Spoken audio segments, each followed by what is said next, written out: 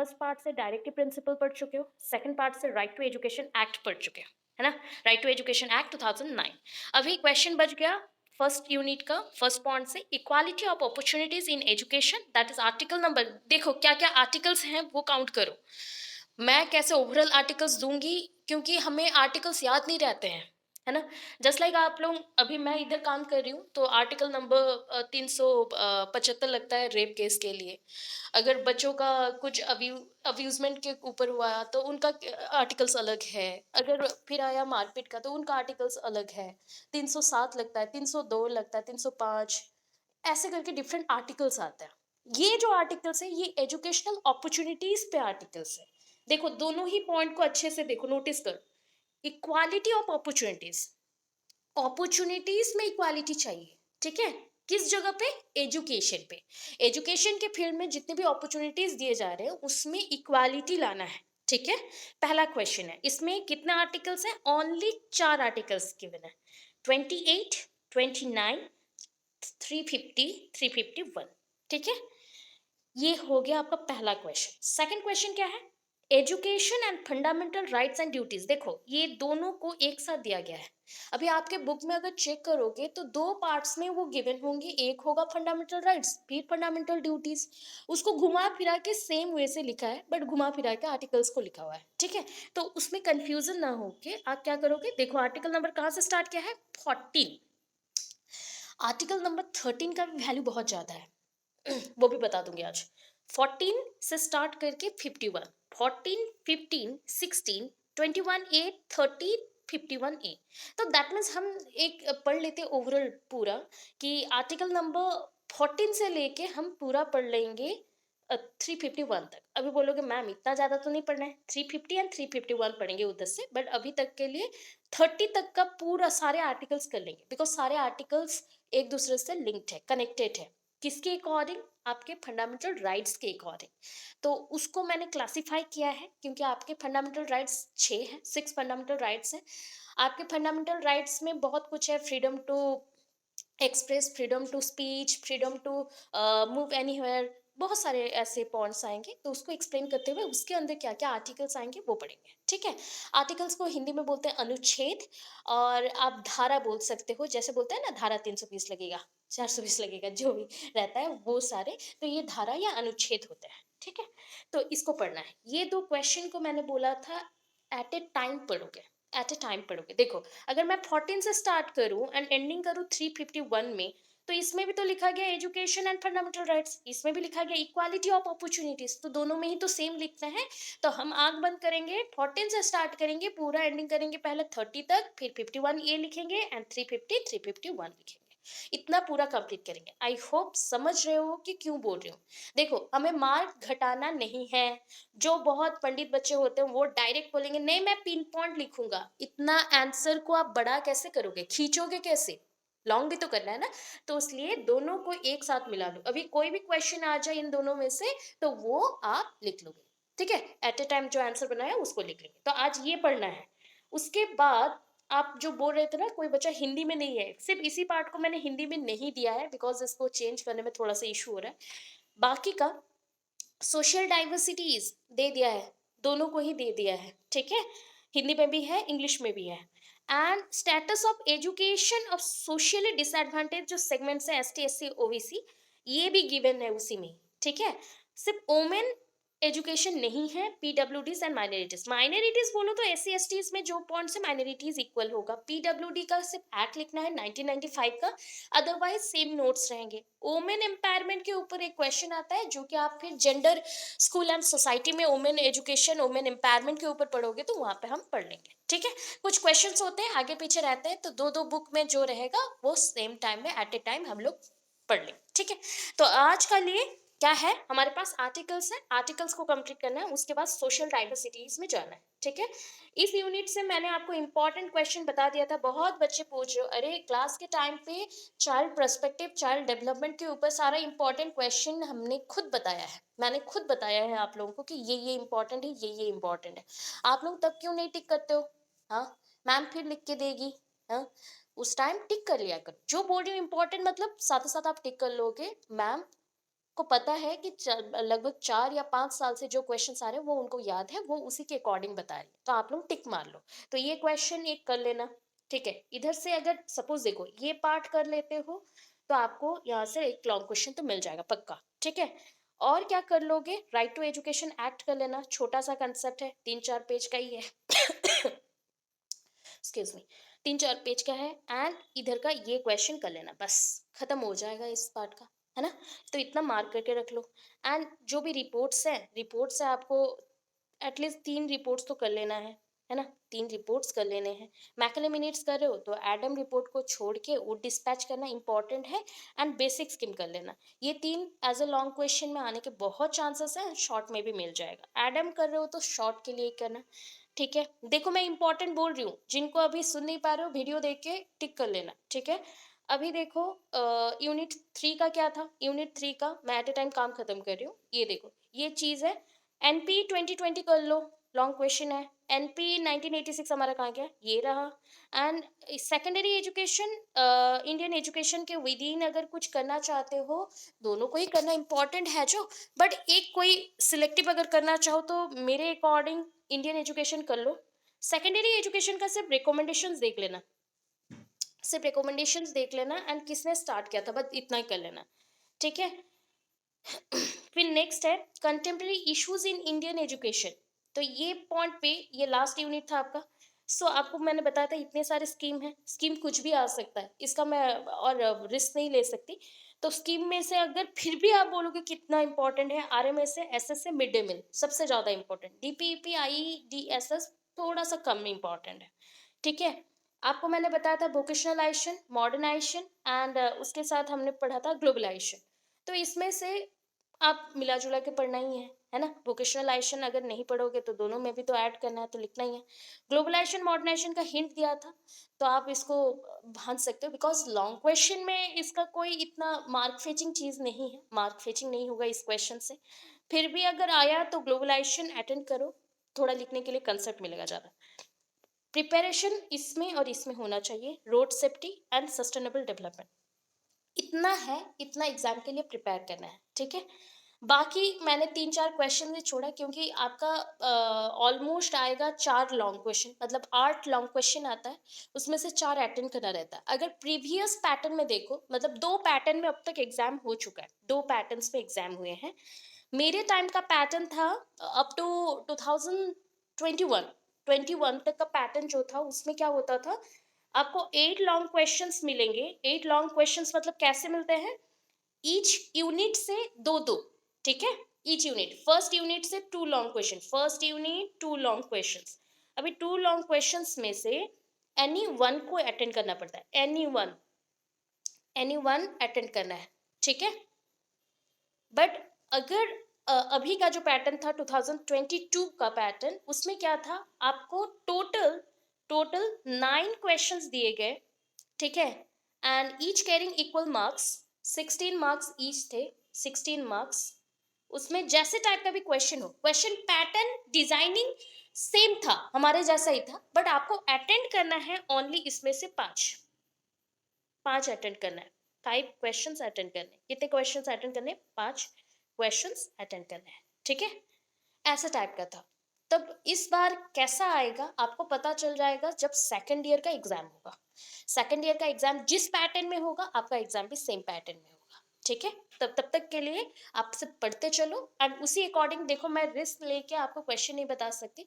अगर मैं बता दूं तो क्या होगा, आप एक पार्ट का पूरा छोड़ दोगे एंड शॉर्ट क्वेश्चन नहीं पा गया, थोड़ा भी पैटर्न चेंज कर दिया, तो उसमें आपका पूरा आंख बंद करके 16 मार्क्स चला जाएगा। 16 मार्क्स क्या, 20 मार्क्स चला जाएगा, शॉर्ट क्वेश्चन में 20 मार्क्स चला जाएगा। देन 60 से जब काउंट करोगे तो ऑलमोस्ट ये रिड्यूस्ड होके आ जाएगा, 16-17 मार्क ही मिलेगा, ठीक है ना। जितना अच्छा से लिख लेते हो ना, मतलब अगर पूरा कॉन्फिडेंट हो, टीट बीट लिखे हो, अंडरलाइन किए हो, अच्छे से क्वेश्चन लिखो, हेडिंग्स मेंशन किए हो, सब कुछ किए हो, उसके बाद आप होप रख सकते हो कि आपको आउट ऑफ 80 60 मिल सकता है। आउट ऑफ 80 और आउट ऑफ 100 60 मिल सकता है, out of 100 sorry, out of 100 60 मिल सकता है। इफ नहीं लिखे हो, सिर्फ कॉपी भर के आए हो, उसके अकॉर्डिंग पास मार्क मिल सकता है, वो भी गारंटेड नहीं है। तो उस पर ध्यान रख के पढ़ाई करो। हो गया, समझ आ गया। चलो नेक्स्ट यूनिट है, ठीक है। तो फर्स्ट क्वेश्चन है what are the educational provision. देखो एजुकेशनल अपॉर्चुनिटीज बोल लो, एजुकेशनल प्रोविजंस बोल लो, या फिर articles which are meant for educational equality. तो ऐसे टाइप के अगर क्वेश्चंस मिल गए मतलब आंख बंद करो, यूनिट 1 से है सोचो, एंड फर्स्ट जितने आर्टिकल्स मेंशन है उतना लिखो। देखो यहाँ पे कहीं पे भी आर्टिकल्स लिखे गए हैं क्या? कोई भी आर्टिकल मेंशन्ड है कि 14 15 16 कुछ भी मेंशन्ड है? नहीं है। सो डायरेक्टली वो एजुकेशनल प्रोविजंस लिखा तो हमें स्टार्ट करना पड़ेगा 14 से लेके पूरा 351 तक का, ठीक है। मतलब जितना जितना आप लोगों ने अपने बुक में पढ़ा है। तो फर्स्ट ऑफ ऑल यहाँ पे क्वेश्चन क्या आता है, जब भी आर्टिकल्स का बारे में हम पढ़ते हैं तो फर्स्ट क्वेश्चन आता है हमारा कॉन्स्टिट्यूशन। तो कॉन्स्टिट्यूशन क्या है? आप संविधान बोलते हो, तो संविधान में जो भी चीजें चलती है तो उसका ना क्वेश्चन बहुत आते हैं, आजकल के जीके जीएस में बहुत आ रहा है। तो आप थोड़ा सा जान लो क्या है, कैसे लिखोगे। अच्छा, कॉन्स्टिट्यूशन बनाने में कितना टाइम लगा है? हाउ मेनी डेज और how many years, how many months? देखो मैं हिंट दे रही हूँ। हाउ मच टाइम, कितना टाइम लगा है टू मेक कॉन्स्टिट्यूशन?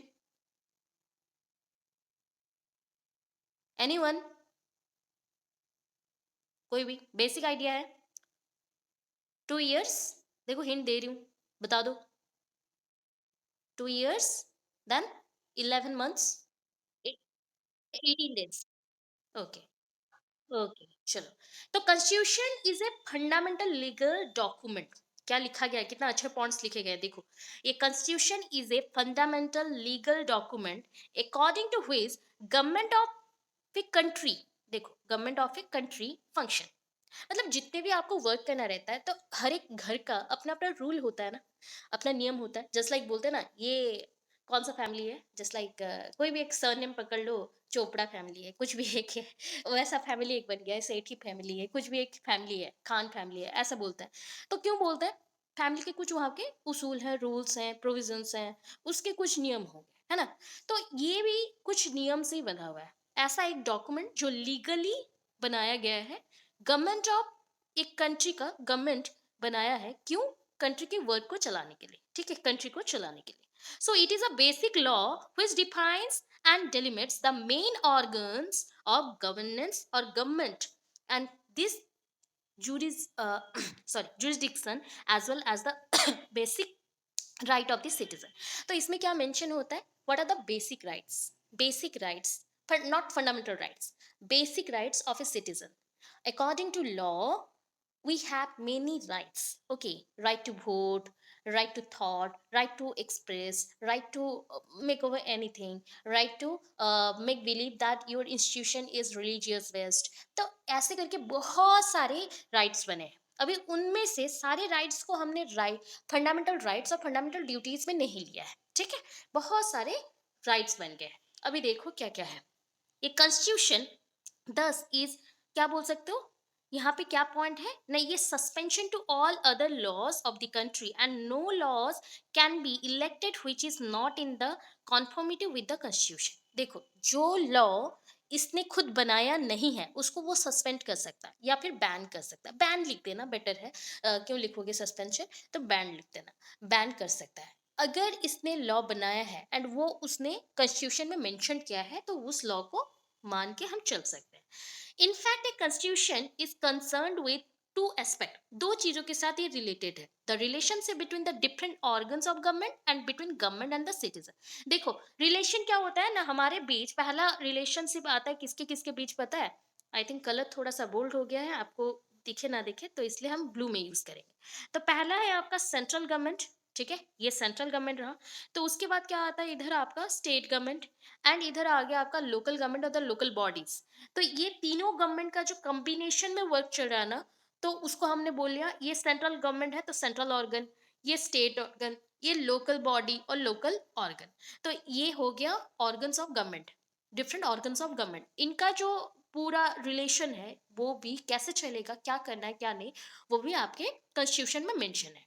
एंड उसके बाद और एक पर्टिकुलर रिलेशन है जो मेंशन रहता है गवर्नमेंट प्लस सिटीजन का, नागरिक का, ठीक है, गवर्नमेंट के साथ नागरिक का। सो इंडियन कॉन्स्टिट्यूशन क्या बोलता है, नॉर्मली दिखता है ना प्रियम्बल ऑफ द कॉन्स्टिट्यूशन, है ना? वहाँ पे मेंशन रहता है। जैसे आप लोग क्या पढ़ते हो, किसी बुक को पढ़ने से पहले उसका प्रीफेस पढ़ते हो? जैसे कि पूरा कंटेंट में क्या-क्या लिखा है, कुछ थोड़ा-सा तो हिंट देता है ना, जैसे ट्रेलर होता है ना, वैसे ही यहाँ पे ये ट्रेलर जैसा मेंशन है। क्या? We, the people of India, having solemnly resolved to constitution into a sovereign, socialist, secular, democratic republic, and to secure all its citizens justice, social, economic, political liberty, thoughts, expression, belief, faith, worship, equality of status and of opportunity, and to promote among them all.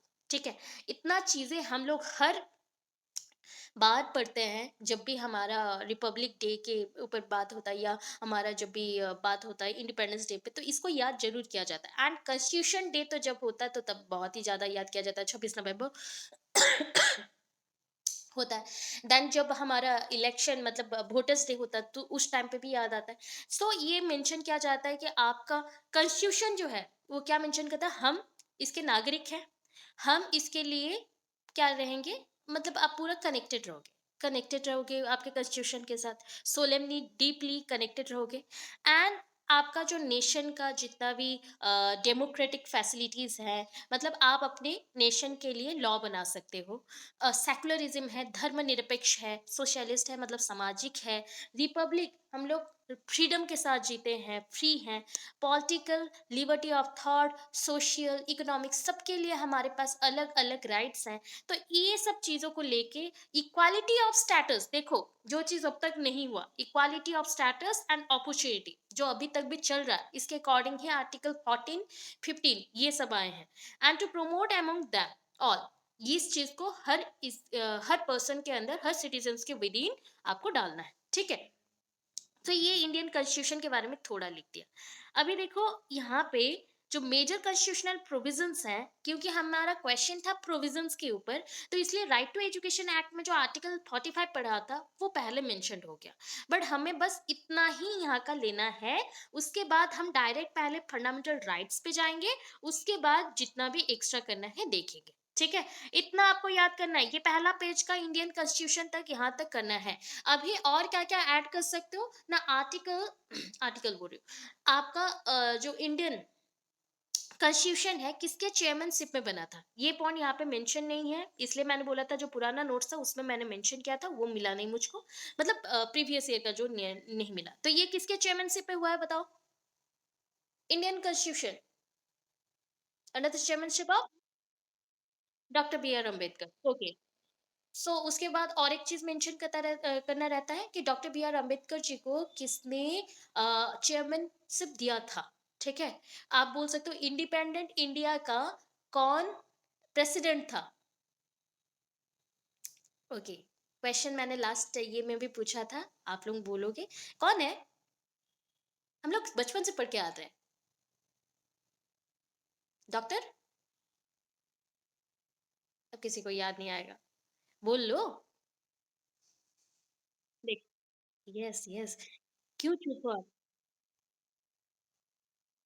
हाँ, तो उस time पे ना बहुत सारे persons थे जो लोग इनके डेलीगेट्स थे, मतलब मेंबर्स थे। तो उन्होंने एक कमिटी बनाया। देखो, सबने अपना-अपना कमिटी बनाया हुआ है, एजुकेशन को चेंज करने के लिए, तो इन लोगों ने कॉन्स्टिट्यूशन को बनाने के लिए कमिटी बनाया। तो पहला एक नेहरू प्रोजेक्ट भी हुआ था। फिर सेप्रू रिपोर्ट भी आया था। बहुत सारी चीज़ होते-होते चेंजेस आए हैं। नेहरू प्रोजेक्ट हुआ, मोतीलाल नेहरू का नाम बहुत ज़्यादा फेमस था इस पीरियड में, अटल बिहारी वाजपेयी जी थे, ये जवाहरलाल नेहरू थे, एंड इनका नाम doctor B R Ambedkar ji का नाम भी बहुत फेमस था, एंड ये भी थे। तो इन लोगों के बारे में थोड़ा बहुत जान के रखो, ठीक है? इन लोगों के बारे में थोड़ा बहुत आइडिया रखना, बस आइडिया रखना, लिखो नहीं चलेगा, बट आइडिया रखो कि चेयरमैनशिप किसने दिया एंड कौन बनाया था आपका कॉन्स्टिट्यूशन को, एंड इसको बनाने में कितना टाइम लगा था, ठीक है। तो आप लोगों ने पहले ही बोल दिया 2 इयर्स, कितना टाइम लग गया, 2 इयर्स का 11 मंथ्स एंड 18 डेज, ठीक है। ये चीज हो गया। अभी हमें और ज्यादा नहीं चाहिए बिकॉज हमारा क्वेश्चन है एजुकेशनल अपॉर्चुनिटीज के ऊपर। तो ये एक पेज ऐड करना है, जो पेज आपको पढ़ाया गया उसको बस ऐड कर देना और कुछ नहीं है, ठीक है। तो what are the fundamental rights, क्या है फंडामेंटल राइट्स, मेरा नाम मत लिखना, ठीक है। अभी देखो आगे चलते हैं, क्या होता है fundamental rights. The fundamental rights are the basic human rights, क्या है, human rights enshrined in the constitution of India, constitution में इसको लिखा गया है, which are guaranteed to all citizens। Constitution सबके लिए होता है, सर्व नागरिक मतलब ये नागरिक के ऊपर है तो सब नागरिक को लेके होता है ना। तो टू ऑल सिटीजन्स ये मेंशन हो गया, they are applied without discrimination. ठीक है, ये कॉन्स्टिट्यूशन कोई जाति भेद नहीं देखेगा, कोई रेसिज्म नहीं देखेगा, रिलीजन धर्म निरपेक्ष है ये हमारा इंडिया, तो ये रिलीजन को भेदभाव नहीं करेगा, जेंडर भेदभाव नहीं है। तो ये सारे चीजों को बिना डिस्क्रिमिनेशन, डिस्क्रिमिनेशन मतलब सेपरेशन, सेपरेट नहीं करना है। एंड फंडामेंटल राइट सबके लिए रहेगा बिकॉज ये कॉन्स्टिट्यूशन में मेंशन है। Significantly, fundamental rights are enforceable by the courts subject to certain condition।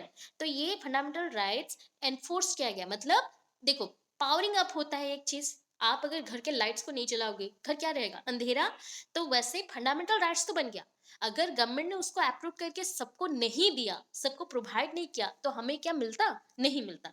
तो उसको एनफोर्सेबल किया गया बाय कोर्ट्स, कोर्ट के ऑर्डर के अकॉर्डिंग। ठीक है, अभी why are they called fundamental rights, क्यों हम fundamental rights बोल रहे इसको, देखो क्वेश्चन को हम मॉडिफाई खुद के अकॉर्डिंग कर सकते हैं, आपको मैं बार बार समझा चुकी हूँ।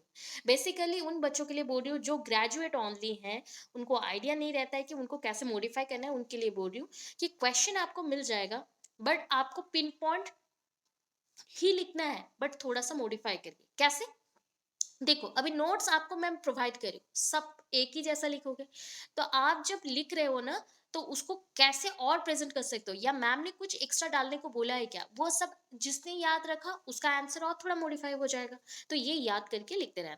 ठीक है, दीज आर और these rights are called fundamental rights because of two reason, दो रीजन की वजह से इसको हम फंडामेंटल राइट्स बोलते हैं। क्या है पहला reason, they are enriched in the constitution which is guarantees them. देखो ये कॉन्स्टिट्यूशन में लिखा गया है इसलिए ये इंपॉर्टेंट है। Second, they are justiciable enforce by court, court के थ्रू ये सबको मिला है, इसलिए ये फंडामेंटल है। In case of violence a person can approach a court of law. देखो अगर आपके ऊपर कभी भी कोई आके मारता है, देखो दो टाइप के मार होते हैं, एक होते हैं कि घर के लोग या फिर बाई चांस आपके फ्रेंड्स या फिर आपको कोई जानता हो तो वो आपको ऐसे ही आके मार दिया, तो आप क्या बोलते हो, गुस्सा करते हो, छोड़ देते हो। बट कभी अगर मारपीट होता है या आपके ऊपर वायलेंस वायलेशन होता है या फिर आपको अब्यूजमेंट किया जाता है या फिर मोलेस्ट किया जाता है, तो आप क्या करोगे, उस टाइम पे आप चुप रहोगे, नहीं, बिकॉज हमारे पास राइट्स हैं एंड वो भी कोर्ट के ऑर्डर के अकॉर्डिंग हमारे पास कॉन्स्टिट्यूशन के राइट्स हैं, तो हम लड़ेंगे, है ना।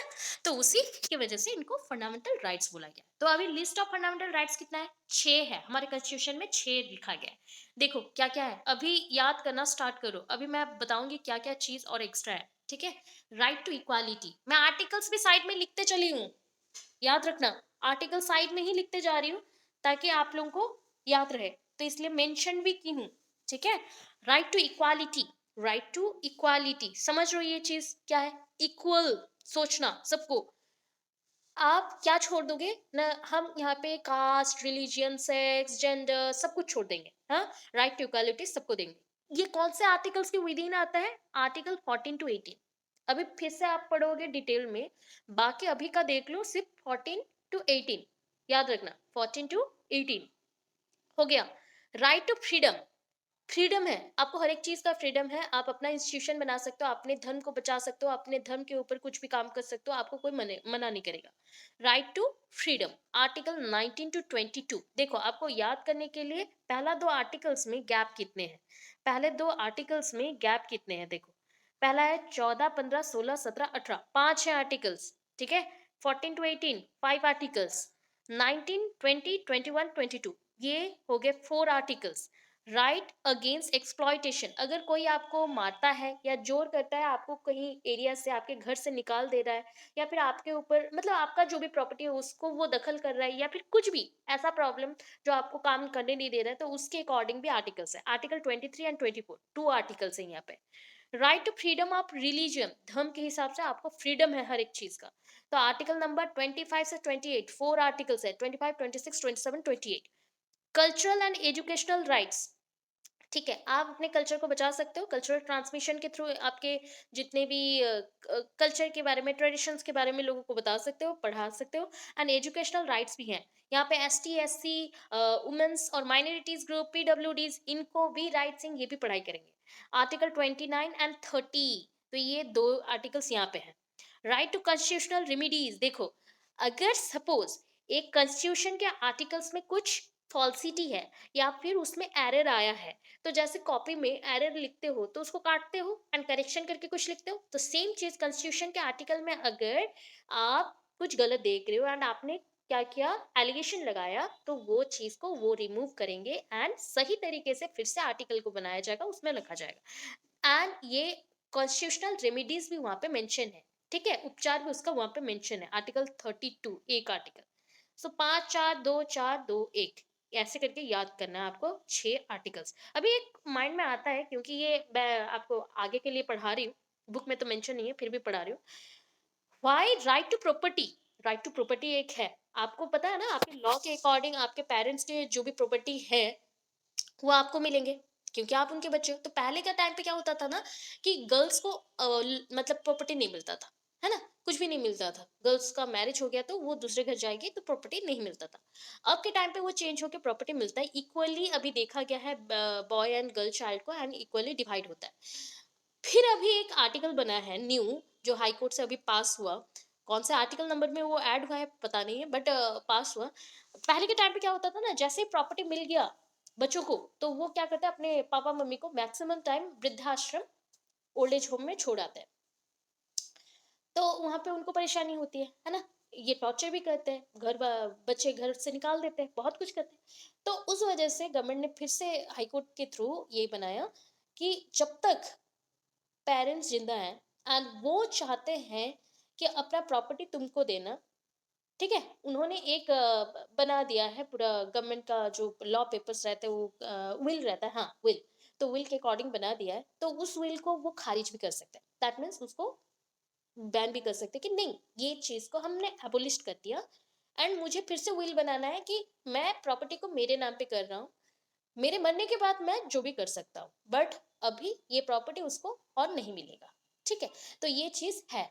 जब तक पेरेंट्स को आप मतलब अच्छे से नहीं रखोगे, जितना रिस्पॉन्सिबिलिटीज उन्होंने लिया है उतना नहीं लिए हो, तो ये चीज पेरेंट्स फिर से कर सकते हैं। ये हुआ है। बट यहाँ पे देखो क्या है, राइट टू प्रॉपर्टी के ऊपर there was one more fundamental rights in the constitution. ठीक है, एक पहले एक्स्ट्रा था, right to property. However the right was removed from the list of fundamental rights. बस इस राइट को हमने रिमूव कर दिया फंडामेंटल राइट्स के लिस्ट से, बाय द कौन सी अमेंडमेंट एक्ट से, the 44th constitutional amendment act. This was because this right prove to be a hindrance towards attaining the goal of socialism. देखो अभी जो पॉइंट बोला ना, उसी के अकॉर्डिंग ये जब हो जाता ना राइट टू प्रॉपर्टी, लोग अगर पहले के टाइम पे क्या होता था, कुछ जमीन ना ऐसे ही बंजर पड़े रहते थे एंड लोग आके वहां पे बस जाते थे, है ना, वहां पे रह जाते थे। अभी जो लोग रह गए, ठीक है, वहां पे वो बोलेंगे ये मेरा ही जमीन है, मुझे कोई उठा नहीं सकता, बाय लॉ ये मेरा राइट है, मैं यहाँ पे रहूंगा, ऐसा बोल जाता है ना। तो उस प्रॉब्लम से हटाने के लिए, उस प्रॉब्लम के वजह से सोशलिज्म हो नहीं पाया, एंड उस प्रॉब्लम को हटाने के लिए राइट टू प्रॉपर्टी जो भी पॉइंट है उसको आपके 44th कॉन्स्टिट्यूशनल अमेंडमेंट एक्ट से आपका फंडामेंटल राइट्स की लिस्ट से हटाया गया। हो गया।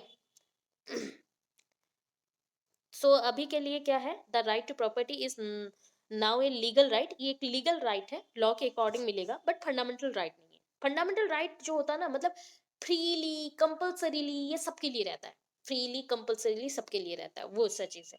अभी देखो पहला तो इंट्रोडक्शन हम देंगे पूरे राइट्स का, देंगे कितने आर्टिकल्स के विदिन है, तो अंडर सेक्शन हम बहुत सारे मेंशन करेंगे। अभी राइट टू इक्वालिटी पे आ जाते हैं। देखो फटाफट याद रखने के लिए आर्टिकल 14 to 18 कितना है, 4 आर्टिकल्स है ना, 4 है या 5 है, 5 आर्टिकल्स, 14 15 16 17 18।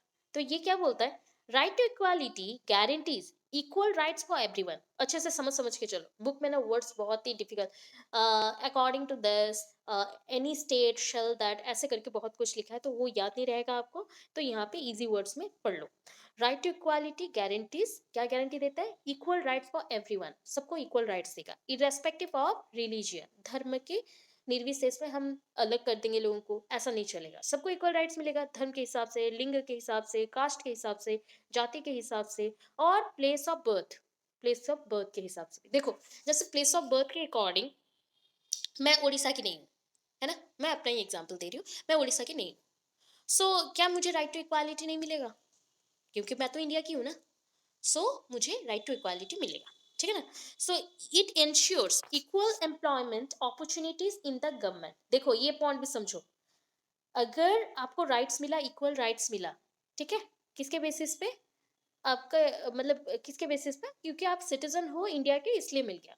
सो आपको एम्प्लॉयमेंट अपॉर्चुनिटीज भी इक्वली मिलेगा, ठीक है, and ensures against discrimination by the state in matters of employment on the basis of caste, religion, etc. And आपको इंश्योर किया गया कि स्टेट के अकॉर्डिंग, जैसे आप लोग, अब मैं इस स्टेट की नहीं थी, बट देखो मैं बिलोंग करती हूँ बंगाल से।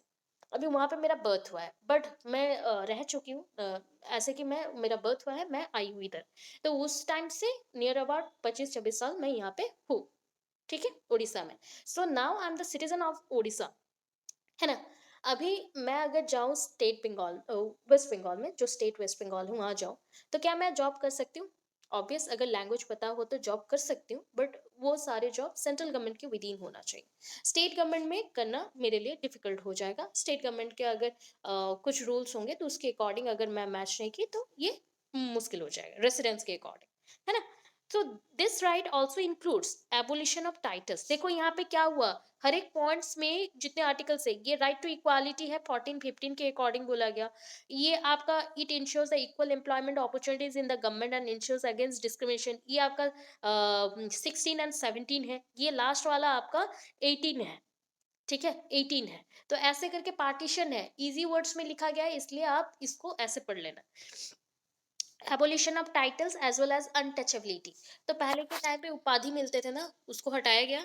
एंड प्लस जो भी अनटचेबिलिटी होता था, जात पात को लेके छूत अछूत का नियम रहता था, उसको हटाया गया।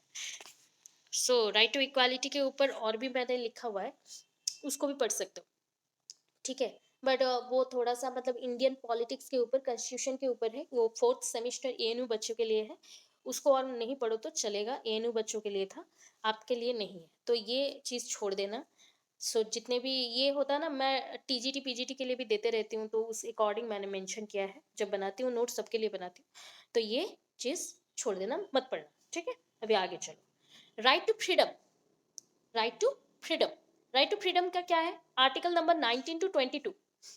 आर्टिकल नंबर 19 to 22, यहाँ पे क्या मेंशन है? फ्रीडम इज, क्या है freedom? Freedom is one of the most important ideals, एक आदर्श जैसा है, जिसको आप चेरिश करते हो बाय एनी डेमोक्रेटिक सोसाइटी, जिसको आप ग्रो करवाते हो कोई भी डेमोक्रेटिक सोसाइटी में।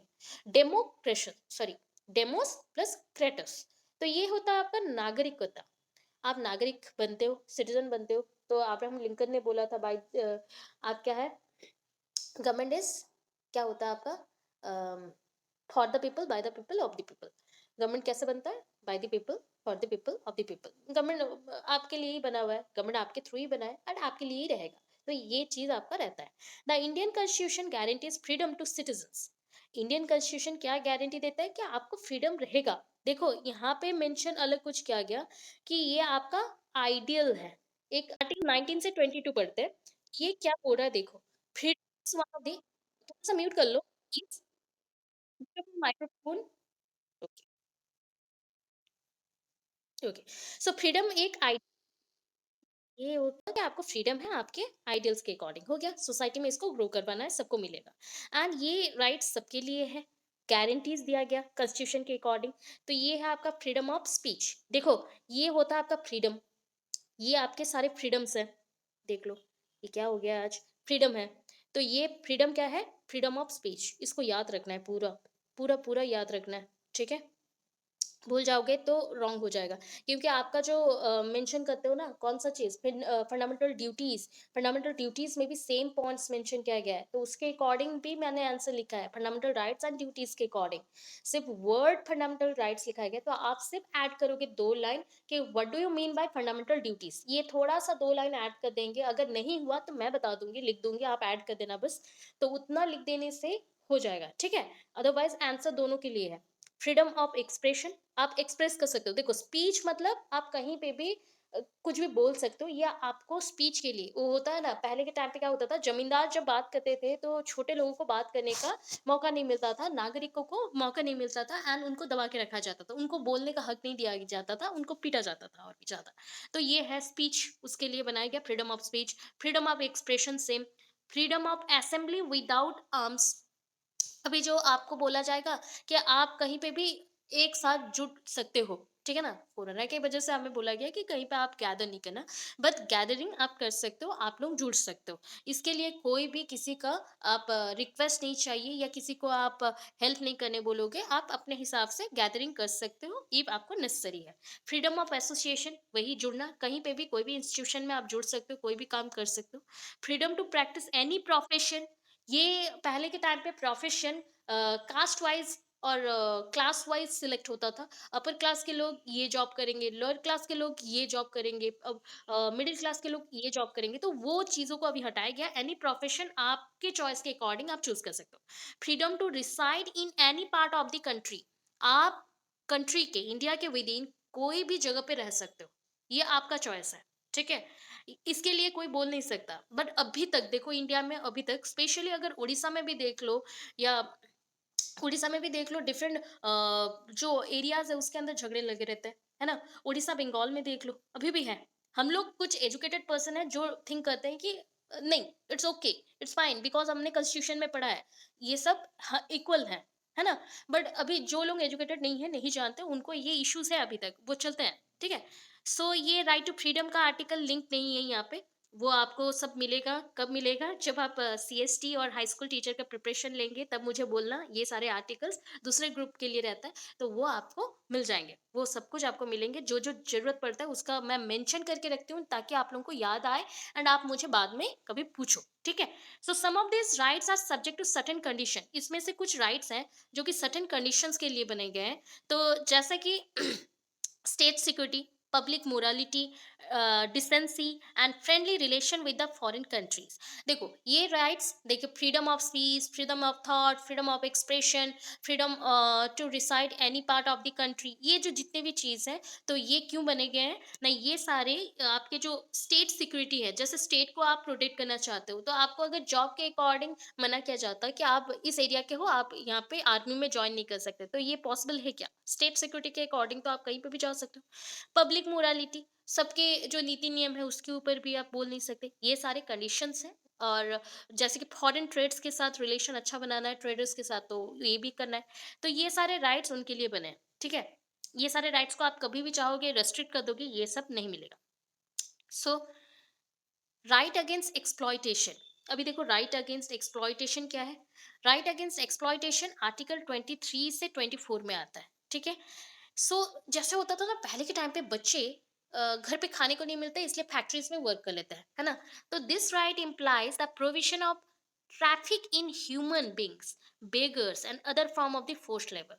देखो ह्यूमन ट्रैफिकिंग होता है, फोर्सफुली लोगों को पकड़ के ले जाते हैं और कहीं पे बोलते हैं ना बेठी खटना, हाँ, कहीं पे मजदूर बना दिए, कहीं पे उसके पार्ट्स को काट दिए एंड बेगर बना दिए, ऐसा कर लेते थे force labours.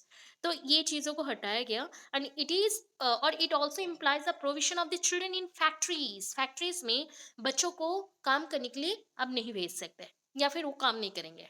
And the constitution provides the employment of children under the 14 years, मतलब देखो हैजर्डियस कंडीशन होता है, बहुत खराब परिस्थिति में एनवायरनमेंट रहता है जहाँ पे प्लास्टिक फैक्ट्रीज हैं या फिर सीमेंट फैक्ट्रीज हैं या फिर एनी टाइप ऑफ जो पल्यूटेंट का केमिकल पल्यूटेंट का फैक्ट्रीज हैं, वो तो केमिकल्स बनेंगे बट उनको सेफ्टी मेजर्स नहीं दिए जाते, कुछ भी, कुछ सेफ्टी ड्रेसेस नहीं देते हैं, ऐसे ही लगा देते काम में, तो कुछ बच्चे बहुत टाइम पहले बहुत जगह पे बच्चे मर गए थे, है ना? उसके बाद से ये रूल बनाया गया कि छोटे बच्चों को समझ नहीं है एंड वो नहीं जाएंगे फैक्ट्रीज में एम्प्लॉयमेंट के लिए।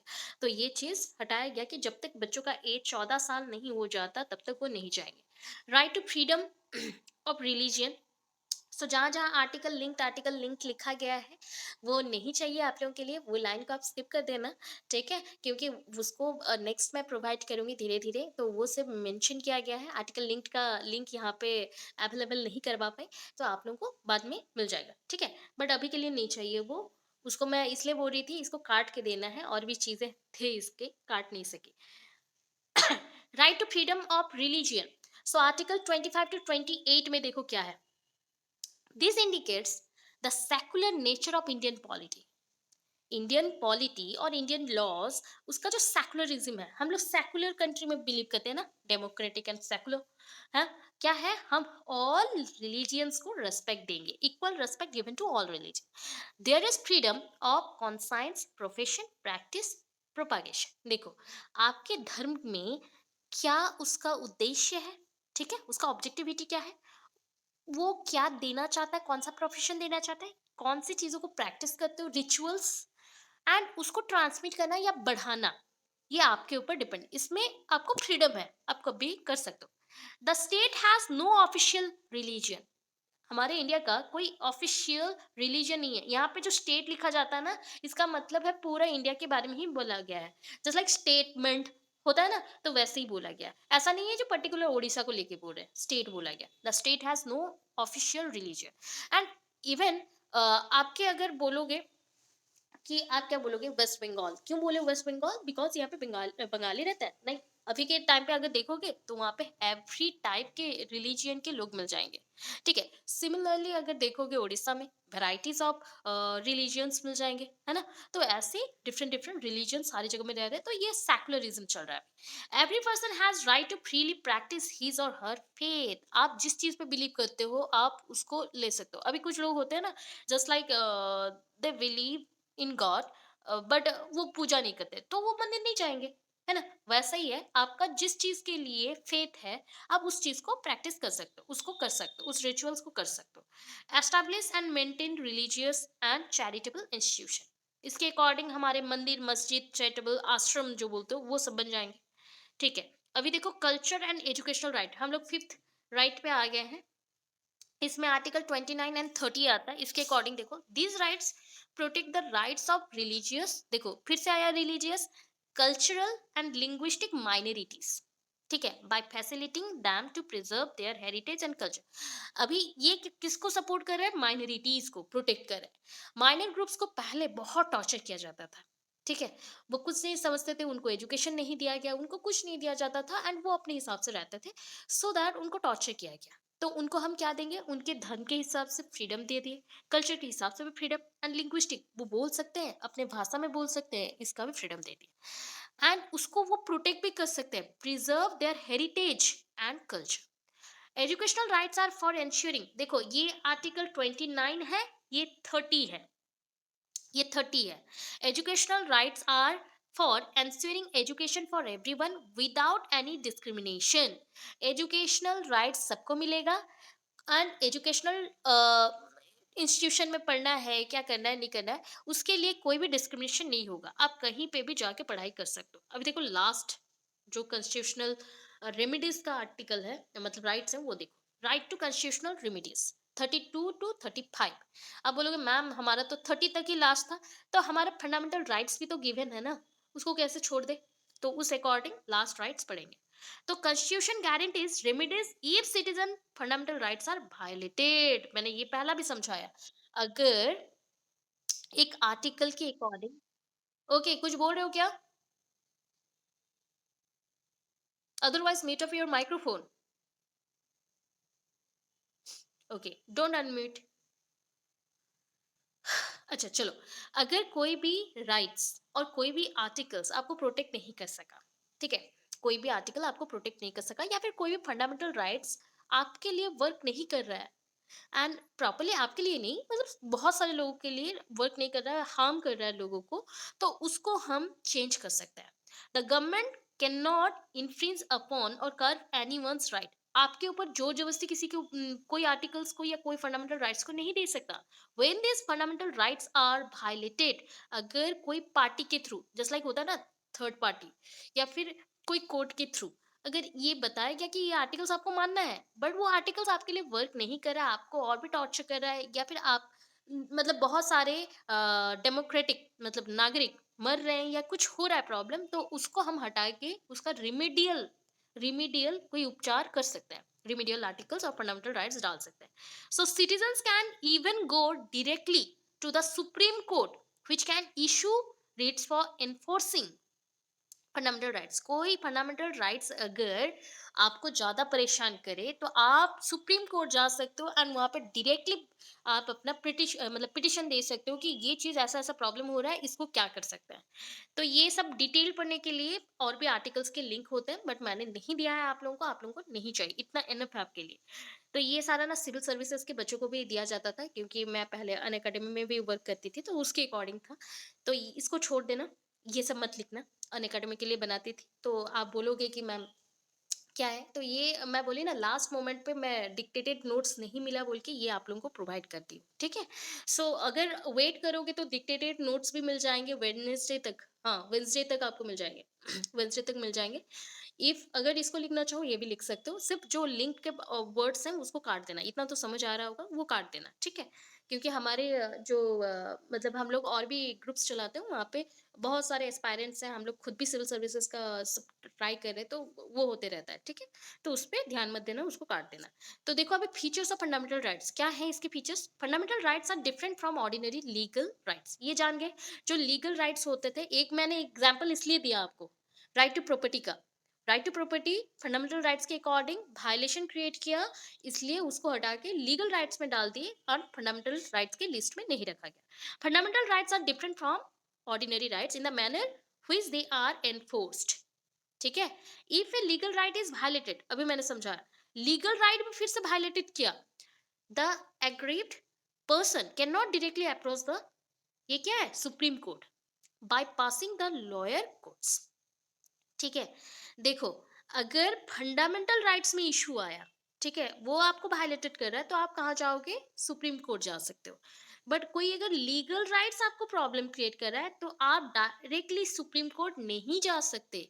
आपको पहले जाना पड़ेगा लॉयर कोर्ट्स में, वहां पे कुछ भी होने के बाद आप जाओगे, और he or she should first approach the lower courts. हो गया. Some of the fundamental rights available to all citizens while the rest are for all persons. देखो ये क्यों बोला गया, यहाँ पे क्या मेंशन की हूँ वो देखो. Fundamental rights are available to all citizen while the rest are, जितने भी फंडामेंटल राइट्स हैं वो हमारे लिए हैं, इंडियन सिटीजन्स के लिए हैं, इंडियन सिटीजन्स के लिए हैं. बट जितने भी बाकी हैं, तो उनको हमने क्या बोला, legal rights.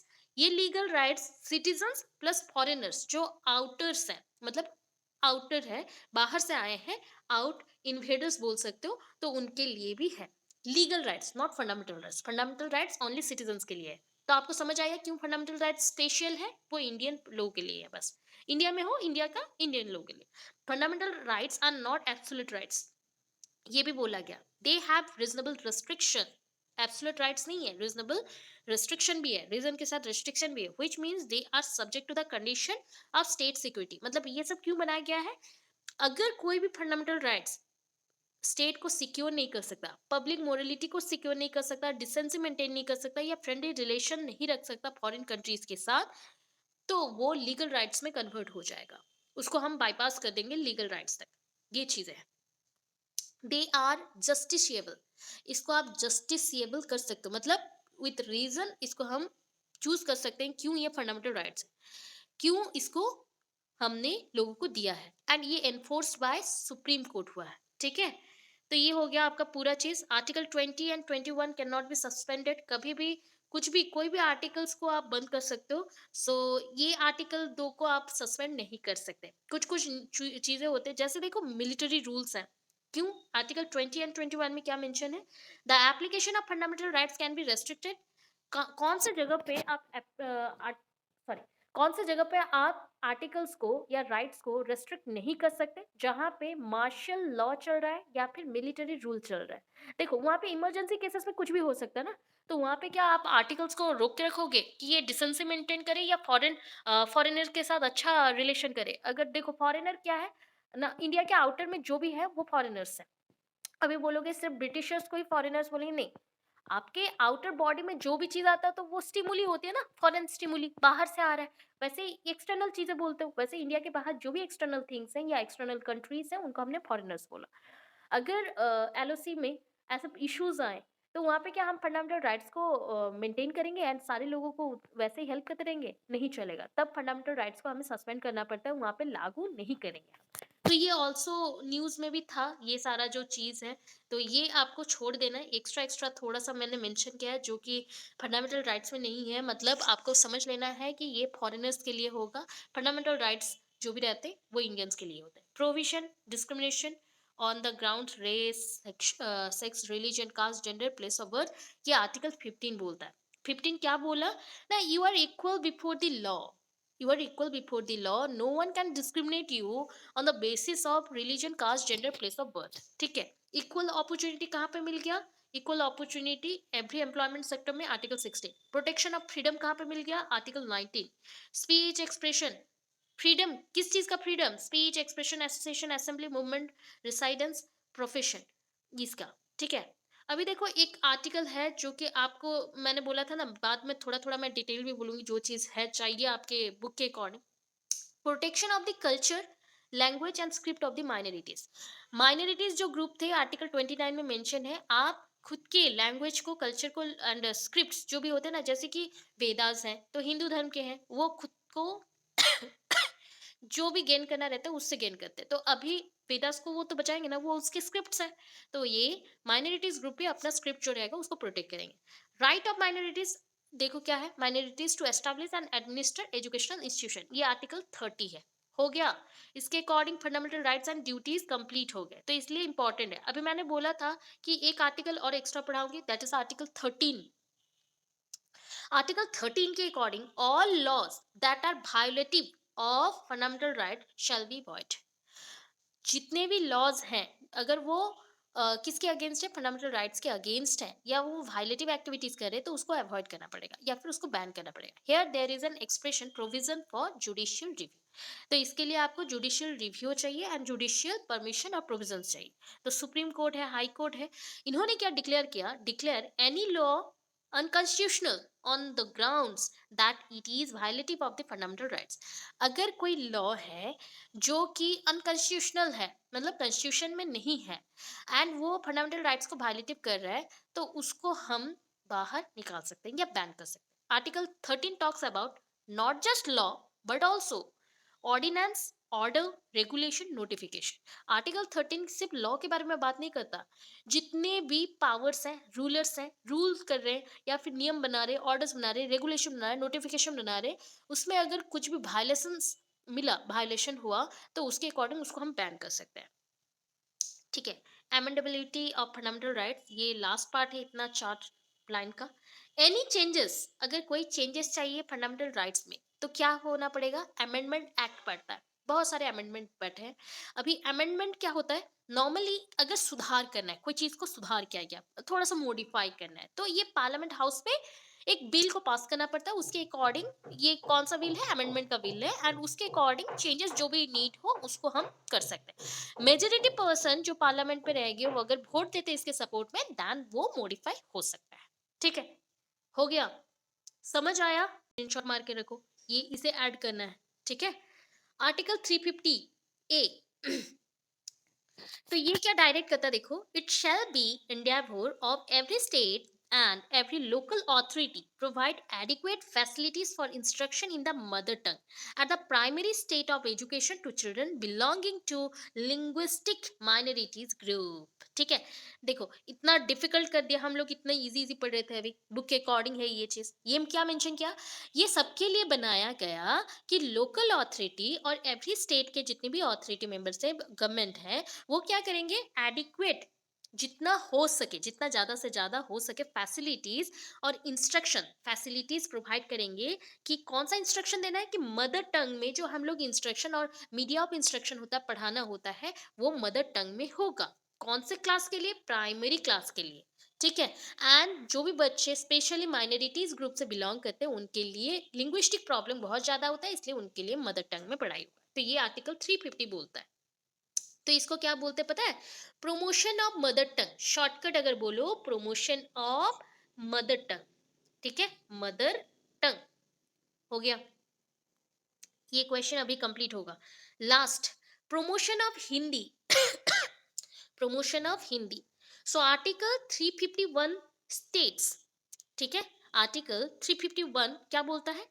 It shall be the duty of the union, मतलब पूरा गवर्नमेंट का ड्यूटी है टू प्रमोट द हिंदी, यहाँ पे टू प्रमोट और स्प्रेड होगा, यहाँ पे एक साथ लिख दिया गया, to promote or spread of Hindi language to develop it so that it may be or may serve as a medium of expression of all the elements of the composite culture of India, ठीक है, culture of India और culture of India. Okay, so ये क्या है, article 351 बोलता है हिंदी को promote करो। यूनियन जब बोला गया that means state government, central government, local government, तीनों गवर्नमेंट को मिला दो तो यूनियन बनेगा।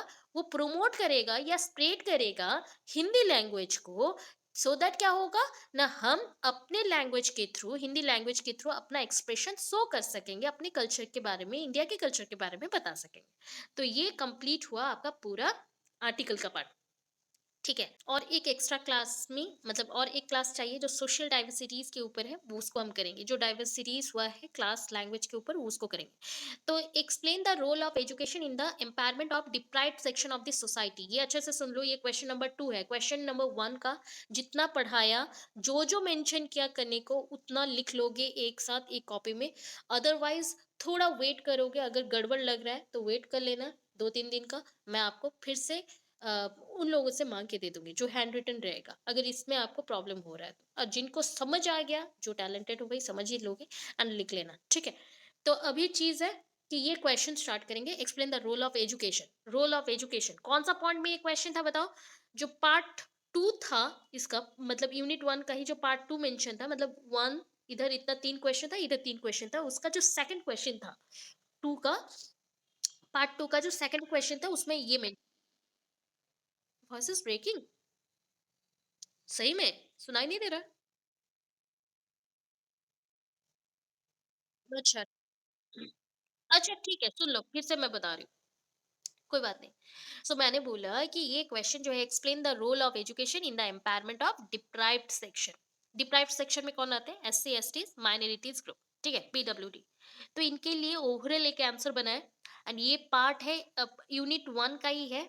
पार्ट 2 जो लिखा गया, सेकंड पार्ट जो लिखा है यूनिट 1 का सेकंड पार्ट, जो आपका 2 लिखा गया है जहाँ पे, वो उसका है।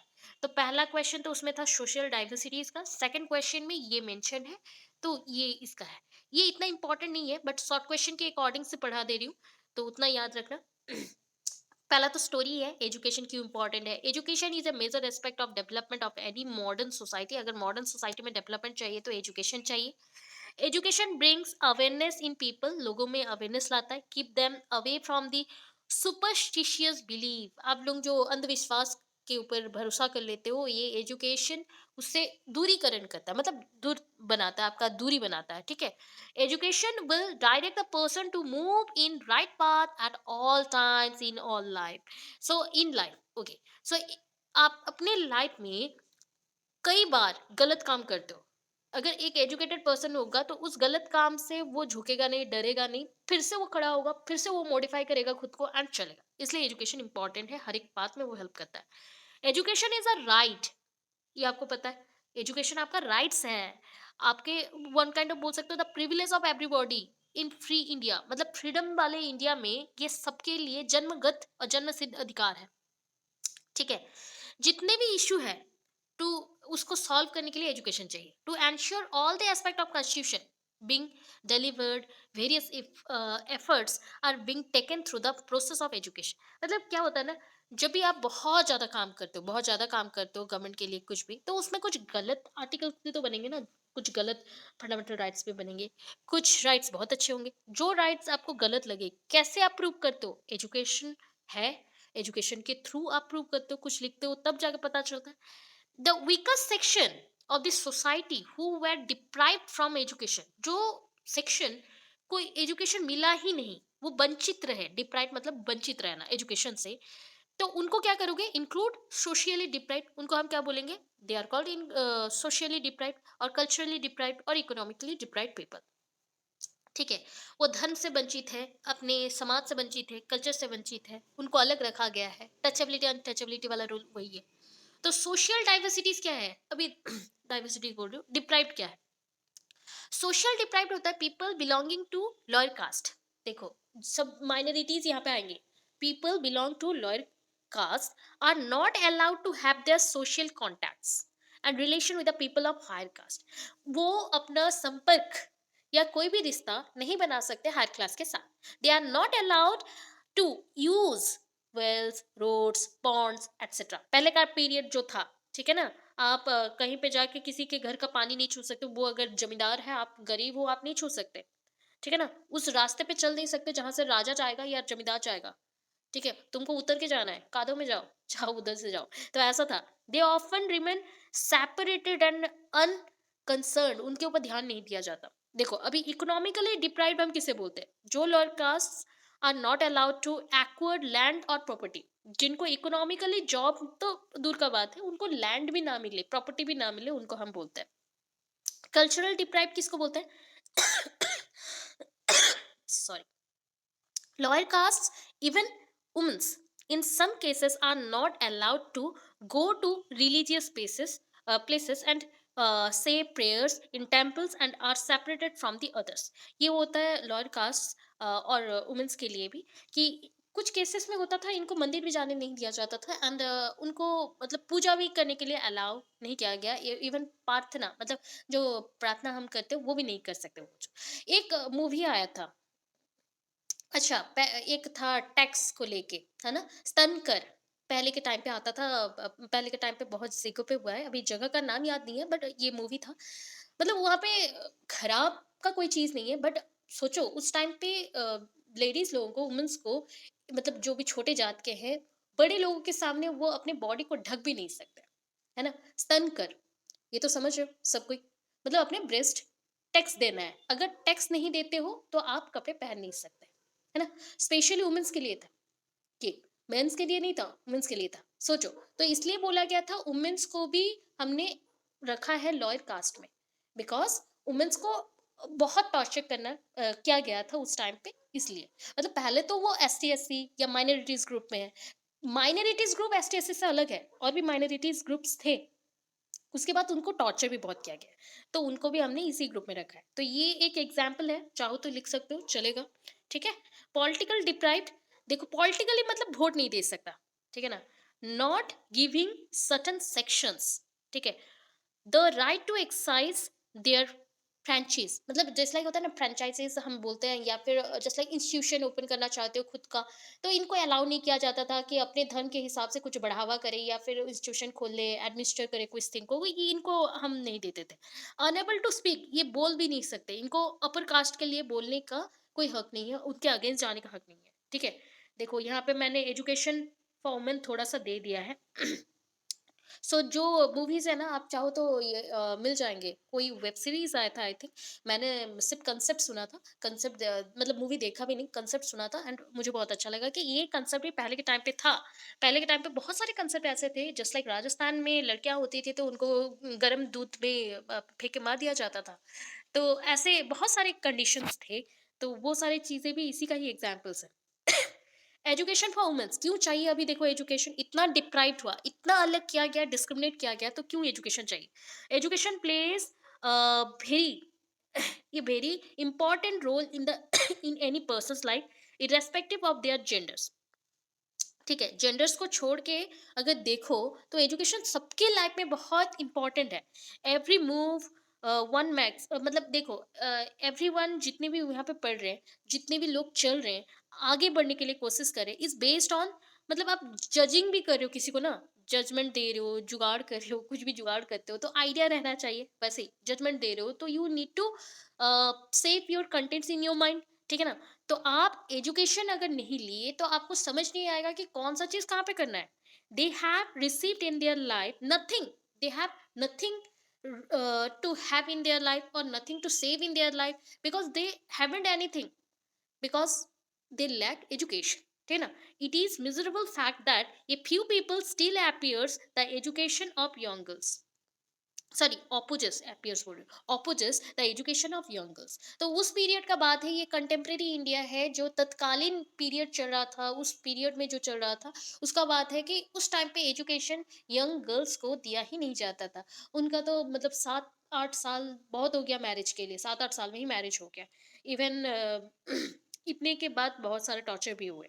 फ्यूचर एजुकेशन और फ्यूचर एजुकेटेड जनरेशन क्यों चाहिए बताओ? अभी आप, पता है ये पॉइंट तो आप लिख लोगे, क्या है? फ्यूचर में लोगों को अगर एजुकेटेड कर दो, मतलब अभी का जनरेशन जो चल रहा है यही है उसका फ्यूचर। क्या है, अगर वुमेन को हम कर दे तो वो एंटायर लाइफ को अपने हिसाब से चला सकती है। कोई अगर बोलते हैं ना, इवन इफ सबके घर में होता है कि पेरेंट्स के साथ झगड़ा हुआ, अगर लड़कियां गलत कुछ बोल रही हैं तो उनको 2 थप्पड़ मार दो एंड घर पे लॉक कर दो, ऐसा चीज होता था। बट अगर लड़के कुछ करते हैं तो उनको घर से 2 दिन क्या, मतलब 1 घंटे के लिए भी बाहर नहीं छोड़े, वो 1 घंटा बाहर घूम के आए, कुछ करके आए, फिर आके वही लाड प्यार के साथ किया जाता है। तो ये चीजें बहुत रॉन्ग कंसेप्ट में चल रही थी। तो एंटायर लाइफ को चेंज कर सकता है एजुकेशन।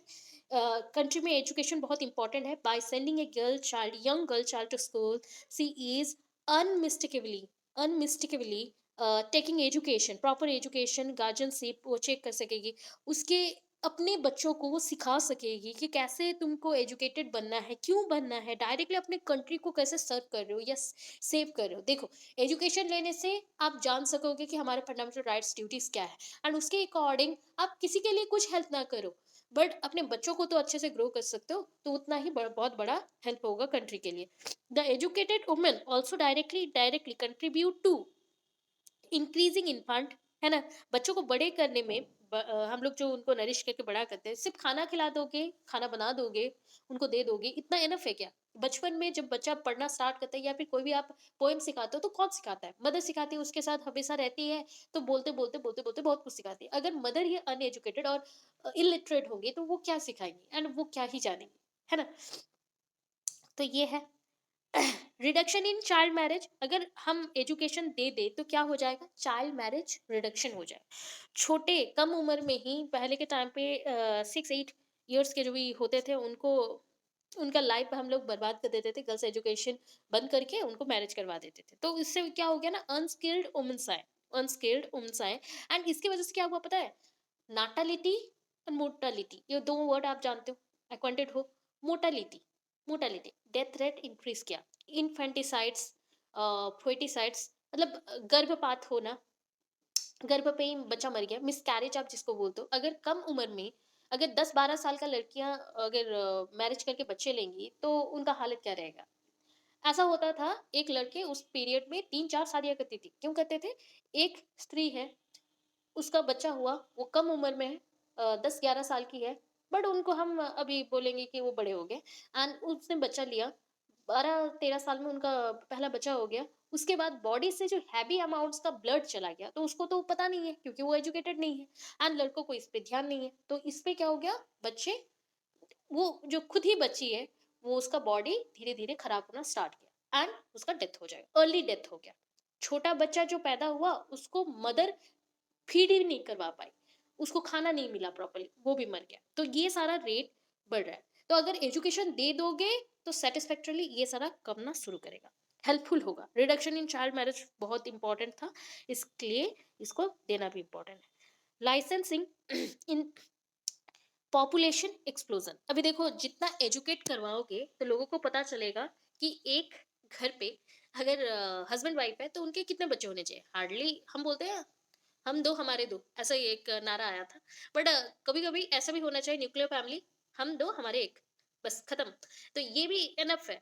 अगर आप जानते हो कि कमिंग टाइम पे पॉपुलेशन इतना इंक्रीज होगा कि जॉब ही नहीं मिलेगा, खाना ही नहीं मिलेगा बच्चों को, तो आप इतने बच्चे पैदा करके क्या करोगे? तो ये सारा चीज है कि पॉपुलेशन को कंट्रोल करने में भी ये चेक करने के लिए हेल्प करता है। चेक मतलब दैट इज द, हम बोल सकते हैं कि कम करने के लिए, ठीक है?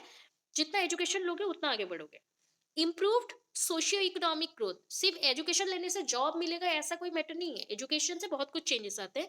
Educated ladies have noteworthy sorry noteworthy possibility of getting sorry away from neediness, driving more beneficial and progressively gainful lives, and increasing expectation of living for their children families and the social networks. तो ये बोला गया अगर socio economic growth होगा, तो अभी पता है बहुत सारी जगहों पे लीड कौन कर रहा है, वुमेन्स कर रही है, ठीक है ना। Even if the women cricket team also own the match, सब अभी बहुत हैप्पी है, पहली बार हुआ है। तो ये जितना भी चीजें हो रहा है ना, धीरे धीरे ग्रो कर रहे हैं, तो ये वुमेन्स जितने आगे जाएंगे, तो उनको बोला गया था पहले के टाइम पे कि वो कुछ काम की नहीं है। अभी क्या हो रहा है कि वो जितना आगे बढ़ेंगे उनका नीडीनेस जो है वो कम होगा, मतलब वो खुद को ही सेटिस्फाई कर सकेंगे, उनके घर को वो चला सकेंगे, मोर बेनिफिशियल होगा, प्रोग्रेसिव वे में आगे जाएंगे। एंड उनके जो एक्सपेक्टेशन है, जीने का जो एक्सपेक्टेशन है वो भी चेंज होगा, बच्चों के लिए अच्छा होगा, फैमिली के लिए, एवं सोशल नेटवर्क मतलब समाज के लिए भी, और समाज के चारों तरफ जो जो चीजें हैं उसका भी होगा अच्छा। Development of social working. अगर वुमेन्स के स्टेटस को चेंज कर दो, ठीक है, वुमेन्स को एजुकेशन देकर उनका स्टेटस चेंज कर दो, तो सोसाइटी के लिए उसका जो एबिलिटी है वो चेंज होगा कि नहीं, हो जाएगा। तो ये ना पॉसिबल हुआ आफ्टर इंडिपेंडेंस, मोस्ट प्रोबेबली 1947 के बाद बहुत ज्यादा हुआ, ठीक है, बहुत ज्यादा हुआ। They started to adopt the membership of various organization also.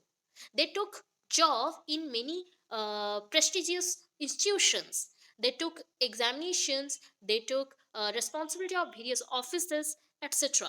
Because of their believe, strong believe on education. ये एजुकेशन के लिए ही वो स्वावलंबी हो सके, वो खुद से खुद को बना सके, एंड कोई भी ऑफिस में हो, कोई भी इंस्टीट्यूशन में हो, अपना पोजीशन ले सके, ये लाइफस्टाइल चेंज कर सके, ये हो गया।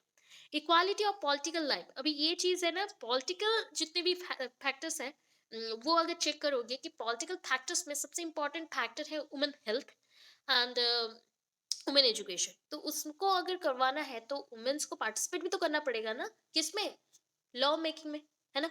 तो उसके लिए ये सारा हुआ कि इक्वालिटी इन पॉलिटिकल लाइफ भी, ये सब उनको right to speech, equal political status, ये सब कुछ दिया गया, उनके लाइफस्टाइल को चेंज किया गया। अभी चीज ये आया, अभी 2-3 दिन पहले क्या हुआ है बताओ, कौन नाम में आ रही है, कौन सी मिनिस्टर नाम पे आ रही है बताओ, फेमस अभी चल रही है, क्या हुआ बजट को लेके, देखो मैं हिंट दे दी, बताओ।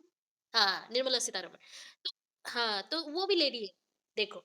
तो उनको कैसे, कितना बड़ा, अभी बोलते हैं ना घर के लोग कि लड़कियां घर नहीं चला सकती, तो सोचो उन्होंने बजट का पूरा ही फाइनेंस डिपार्टमेंट को संभाल के सब कुछ ए टू जेड बना दिया है, सारा स्कीम प्रोग्राम सब कुछ ए टू जेड बना दिया, किसका रेट को इंक्रीज करना, डिक्रीज करना, वो सारे लॉ पास होते हैं, बिल पास होते हैं, आई नो, बट उन्होंने किया ना, उसका स्टेप उन्होंने लिया। अभी घर पे जब भी आप काम करते हो तो सबका क्या लेते हो, वोट लेते हो, जस्ट लाइक मैं ये करूँ, यस और नो, सब बोल दो, सब बोल दो, ये चीज होता है। तो वही चीज है, ठीक है। अगर वो एजुकेटेड ना होती तो क्या उनको वो पोजीशन मिलता, सीखना चाहिए। तो वो है कि पॉलिटिकल लाइफस्टाइल में भी चेंजेस आएंगे, एंड पॉलिटिकल लाइफ में भी उनको इक्वालिटी मिला, मतलब गर्ल्स को भी मिला। देखो, एजुकेशन फॉर SC STs क्या है, role of education in ST SCs। अगर ST SCs को भी एजुकेशन देते तो helpful for the success of democracy, है ना, हमारे जो नागरिक धर्म है उसमें आगे बढ़ेंगे। For the national integration, Nations को आप आगे लेके जाओगे और भी सबके साथ मिक्स कर सकते हो, नेशन को इंटरनेशनल ग्राउंड पे आप दिखा सकते हो, ये है for universalization of education. Education को सबको दे दिए, A to Z सारे लोगों को एजुकेशन दे दिए, दैट मीन्स क्या हो गया, ये एजुकेशन सबके लिए हो गया, यूनिवर्सलाइजेशन हो गया। To aware them about rights and duties, उनके राइट्स एंड ड्यूटीज के बारे में बताओ। For economic development, for social development, for the use of resources, and for the improvement of living standard, उनके लिविंग स्टैंडर्ड में improvement होगा। Then है for the success of secularism, धर्मनिरपेक्ष होने के लिए भी सक्सेस होना पड़ेगा। For the success of socialism, सामाजिक बनने के लिए भी। And to provide the knowledge of technology, technology में आगे बढ़ने के लिए। अभी देखो ये क्वेश्चन है, what do you understand equality of educational opportunity in education, और नहीं चाहिए ये चीज, ऑलरेडी शॉर्ट क्वेश्चन में आता है, बट ये इतना इंपॉर्टेंट नहीं है, ये एक्स्ट्रा क्वेश्चन लिखा गया था कि क्या क्या हो सकता है। तो जो चीजें पढ़ाई गई तो उसको मैंने कंप्लीट कर दिया, वो कंप्लीट करना। बाकी कास्ट सिस्टम, क्लास सिस्टम, वो एक क्वेश्चन बच गया, उसको मैं बताऊंगी नेक्स्ट क्लास में।